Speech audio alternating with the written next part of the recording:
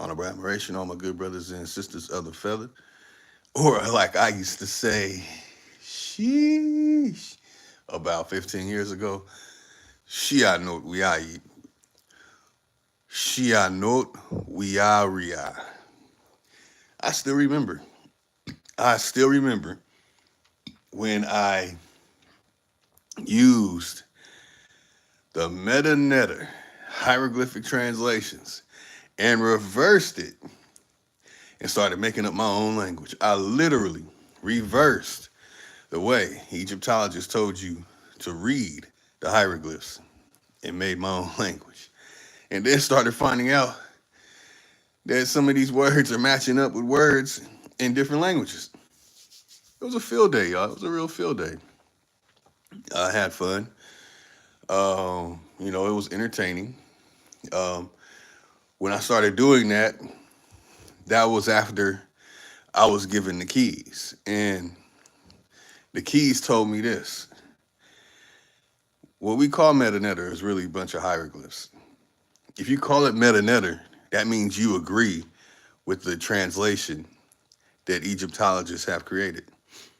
And this gets deeper. If you want the hardcore, deeper meanings of it and the details to, you know, priceless research, unfortunately, I charge for that. So in this moment, you're only gonna get what I'll give for free, and I've given this for free for years. It's like this: hieroglyphs are not a language, but in order for you to explain what the hieroglyph is, you have to speak the language you speak right now. Yeah, that's right. The language you speak right now, you can look at a hieroglyph and describe what you're looking at. And that is the problem that I have. Okay?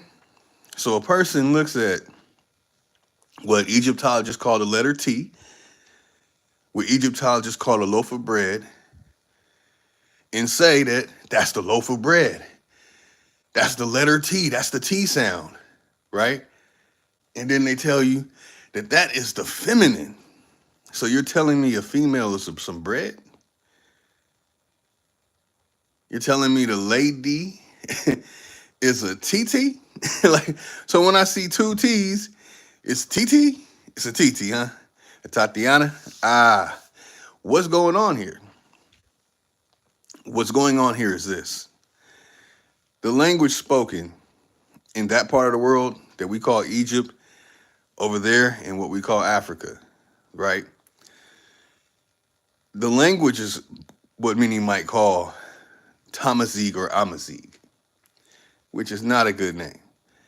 You can say El Lugat, El El Lugat, and that is a pigeon form for the word language. Now you can go into the other words for language, and what happens is this: they took sounds out of Tamazight and Amazigh and applied it, not the sound necessarily, but the sound also, the definition of that sound. And they applied it to the hieroglyphs. This is what happens when you have the key, you can break it down. And then when you get the key and you break it down, everything makes sense. You're like, oh, so A to Z, and Egyptologists, what they have been giving to us is actually Amazigh and Tamazight. And there's a script that they call Tafina that predates hieroglyphs. In Tafina, you can write it from bottom to top. You can write it from right to left. You can write it from left to right. You can write it any way you want. Diagonal, tic-tac-toe.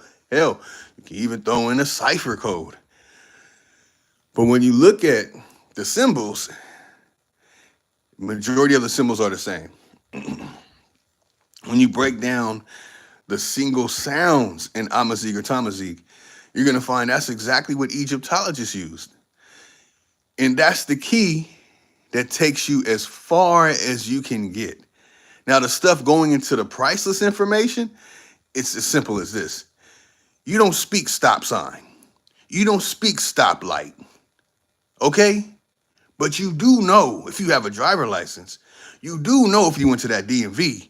You do know if you passed your test that you have to understand what these signs mean. When you're on the freeway driving, you have to understand what these signs mean. These symbols they're using for signs for you to know traffic merging, merge left, merge right. All these things, are you telling me that those symbols are a language? No. But in order for you to understand it, you have to speak a language. Someone has to know exactly what the person is telling you that stop sign is. Go to a green light and say, that green light represents the philosophy of the priest of Amen coming down the temple. You're going to say, green light, go. Yellow light, caution. Prepare to stop. Red light, stop. It's that simple. You're not going to go say the green light, the yellow light, and the red light representing the 3 different temples or some stuff like this. Or it means the holy sesh. Yeah, notice it looks like a stoplight. Yes, break it down. Oh, that's the sesh rim kimi. No, it's not how it works. That's not how it works. So when you take that back to the letter T, and they tell you it's a loaf of bread, but it makes no sense. And then they tell you that ta means land, and they got you all shook up like, wow. So land is a loaf of bread and a cut off hand and arm. Wow, a cut off foot. Like, you're not showing a foot connected to a leg, a human body where they show the foot next to the whole human body. So you know, like, oh, that's a human body. Okay, that's the foot. Why would you show a cut off foot? Why would you show a decapitated foot? A decapitated hand, a decapitated arm. Okay, do y'all understand these things? I want to make sure people understand this because I see for decades, many have not understood this. That it's not meta-netter, it's just hieroglyphs. And it's not letters. These are representations of geographical locations, okay? It's just like the stop sign. Someone gonna tell you a stop sign means this is the craft of Amen-Ra. And Akhenaten said, you can no longer go to Amen, you gotta go to Aten. No, that's a stop sign. Stop, idiot. Nothing, no traffic, look to your right, look to your left, go. Y'all not understanding that. So when they say that the so-called loaf of bread, this so-called feminine principle letter T, represents the land, y'all get confused. And they say a hand and arm, ta, this means land, y'all get confused. But you go into Amazigh and the Tamazight, guess what ta is? Ta is land. They got that from Amazigh and Tamazight. Tafina predates the hieroglyphs if you're going according to the narrative. Like I said, if you want that hardcore information, you got to pay me. That information is not for free, and I did not get that information for free. If you can't afford it, move on. If you can't afford it, it's not important to you. So it's that simple. And this is why people in these different communities in America, like House of Consciousness, they don't want you knowing about me because I actually communicate with the people over there. I actually have ancestors who traveled there 100 years ago plus on both sides, on my mother and my father's side, with the evidence, with the receipts. I got the Carruthers receipts. You know what I'm saying? I got my Craig and my ancestors connected to my Craig ancestors receipts. Okay? So it's like you have someone who has information passed down to compare and contrast of these things. Because this is what my ancestors did. These are the things my ancestors created. That's why it's lights out. Yeah. And I got to say this. I'm not trying to pat my back. Y'all not on my level on this. If you call it meta-netter, that means you agree that it has been translated by Egyptologists. Like I said, for further information, I'm charging $1,000 minimum.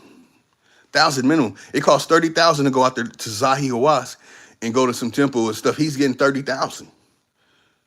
I got knowledge that's on that level. Why am I going to charge less than 1,000? You got to pay me 1,000. You want these details to these hieroglyphs? I'm not giving out the details like that for free. I give out the minimum. You only getting the minimum. You got to pay me. Your knowledge is for free. That's why people can get online and just talk all day and all that and start showing you other people talking about other stuff and buildings and all these things, because your knowledge is not worth a damn. Your knowledge ain't worth nothing. You got to pay me. Pay me or don't play me. Now, how come these people, so-called meta speakers, never told you that, oh, the whole alphabet thing is actually Amazigh and Tamazigh, and Egyptologists created some Coptic nonsense in the 19th century, the late 19th century, early 20th century, Pope Cyril IV. How come they're not telling you that? That it's actually all Tafina. Why are they not telling you that? Because when you go dig into that, you'll understand that, oh shit, there is some keys to this. Oh, so you're telling me that Egyptologists told you that this symbol right here is a cane. This symbol right here is the letter S. But then you go look at it in Tafina, it's representing cave entrance, cave exit. And it's like that all day with those hieroglyphs. Those hieroglyphs are not speak stop sign. Okay, you do not speak stop line. You do not go to volcano. Okay? You don't go to dikes, you don't go to geysers and start speaking geyser. Okay? You don't go to a tunnel and start speaking tunnel. Okay? I can go through these hieroglyphs and show you that these are representations of geographical locations. Just like in America, you have these state flags, you have the state bird. That's what you're looking at. And people do not understand these things. So Egyptologists will tell you, this right here is a feather. This right here is a feather, a block of something that has writing on it, and some water underneath. And y'all will believe that hook, line, and sinker and start telling me some meta nonsense about the priest of Amen or something.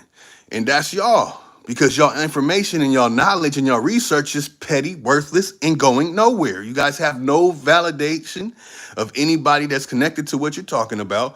You guys have no connection to anybody that lives in that part of the world. And that's what y'all do. Y'all can only regurgitate what you got online from some Egyptologists or some Egyptologist flunkies called chematology. That's all you can do. That's all you can do. Nobody talked about T-Ospi before me. Nobody broke down all the Coptic languages before me.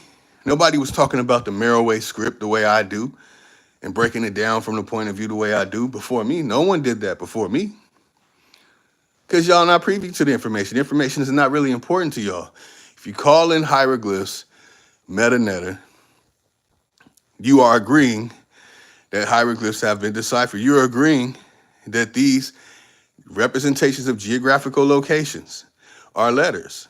You're believing that a loaf of bread is the letter T, is a T sound.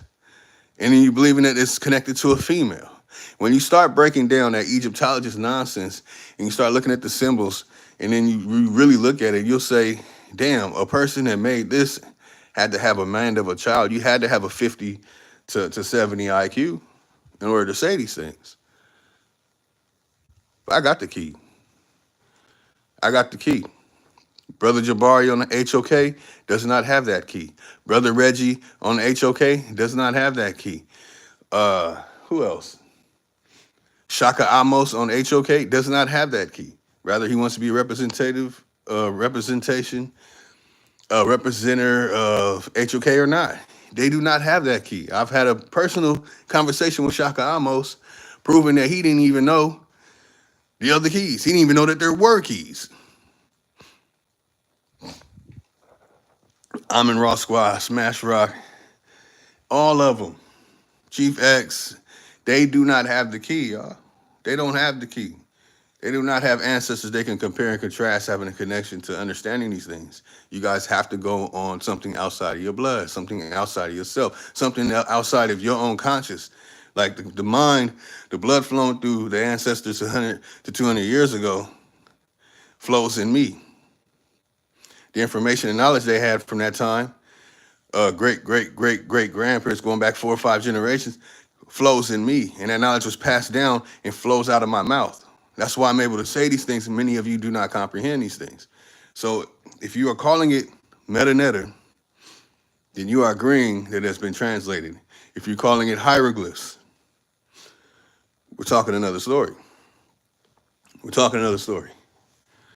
So I've been giving the keys out for a while, but no one really comprehended the key. No one really understood the key. But people in Egypt did. People in Sudan did. People in Ethiopia did. People who know about symbols and understand that you need a cipher code to understand symbols. They know. They know what I say. I need 1,000 minimum. If y'all want me to do a lecture breaking down all these different things, I've already showed it on a popular channel during a so-called debate. The person proved he couldn't comprehend it. He didn't understand. They don't understand when they're looking at something like, oh, that's a representation of a valley. Oh, this is showing me geysers. Oh, this is a waterfall. That's why there's water next to it. They can't comprehend these things because their mind is diluted by Egyptologists, Eurocentric westernized ways of thinking. And that's the best they can do. Fine. And that's what y'all want to follow? Good. Keep following that. You're getting it for free. I charge $1,000. Y'all want this hardcore information? Y'all want this, geodynamic and biodynamic understanding, which is what hieroglyphs are really pertaining to? Ain't got nothing to do with no damn philosophy, saying some old funky priest ceremony or some sun worship and stuff. Ain't got nothing to do with any of that stuff. Never has. Never has. Get this work. Lights out.